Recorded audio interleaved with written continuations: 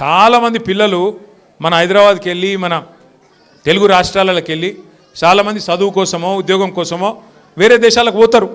America పోతారు, London పోతారు, Australia పోతారు, ఇంకొక ఆడికి పోతారు.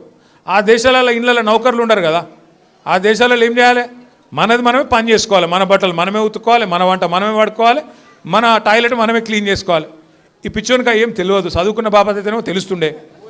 ఇక మాట్లాడతాడు, ఏమంటాడు, వీడు ఇప్పటికీ అమెరికాలో బాత్రూమ్లు కడుగుతూనే అంటాడు నన్ను. అరే అమెరికాలో నా బాత్రూమ్ నేను కడుక్కున్నా, నీకేం వచ్చిందిరా బాయ్, నాకు అర్థం కాదు. అమెరికాలో ఎవరిది వాళ్ళు చూసుకుంటారు, పని చేసుకుంటే కూడా తప్పేనా? ఎవరి ఇళ్ళలో వాళ్ళు బాసాన్లు తోముకుంటే తప్ప, ఎవరి ఇళ్ళలో వాళ్ళు బట్టలు ఉతుకుంటే తప్ప అంటే మరి మా ఆడపిల్లలు మీరందరూ ఉన్నారు, ఇంటి పని అంతా మీరే చేస్తారు, మరి ఇంటి పని మొత్తం మీరు చేస్తే తప్ప అది? అట్లా మేము కూడా చదువుకున్నప్పుడు అమెరికాలో ఇంట్లో ఎవడుంటాడు మరి? ఎవరి పనాలు చేసుకోవాలి, ఎవరి గిన్నెలాలు దోముకోవాలి, ఎవరి బట్టలాలు ఉతుక్కోవాలి, ఎవరి టాయిలెట్లు క్లీన్ చేసుకోవాలి, తప్పేమున్నది దానిలో? దాన్ని పట్టుకొని టాయిలెట్లు క్లీన్ చేసేటోడు నీ లెక్క సంచులు మోయలే, నీ లెక్క దొంగ పనులు అయితే నేను చేయలే.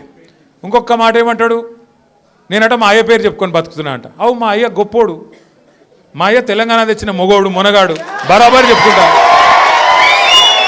తప్పేమున్నది? మా అయ్య పేరు నేను కాకపోతే ఎవడు చెప్పుకుంటాడు, నాకు అర్థం కాదు. మా అయ్య మొగోడు మునగాడు తెలంగాణ తెచ్చినోడు, బరాబర్ చెప్తా. మరి నేనేమంటున్నా, నువ్వు సకటి పనులు చేస్తే నీ పిల్లలు కూడా నీ పేరు చెప్పుకుంటారు. నువ్వు లుచ్చ పనులు చేసినావు అనుకో, నీ మన్మడు కూడా నీ పేరు చెప్పుడే గాలంగా మన్మని అని చెప్పుకోడు. మంచి పనులు చేయి, నీ పేరు కూడా చెప్పుకుంటారు.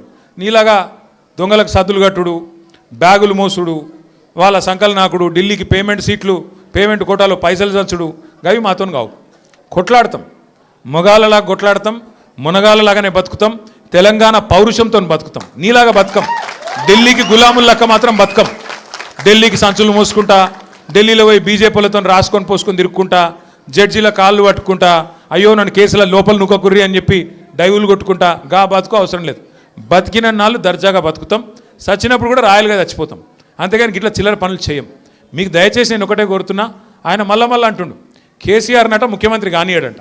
నేను కూడా మీ అందరికి ఒకటే చెప్తున్నా, మీ అందరి దయ ఉంటే, మీ అందరి ఆశీర్వాదం ఉంటే ఖచ్చితంగా కేసీఆర్ సంగతి ఇడిచిపెట్టు, నిన్ను కొడంగల్లో కూడా మళ్ళీ గెలవనీయకుండా చేసే బాధ్యత మాది.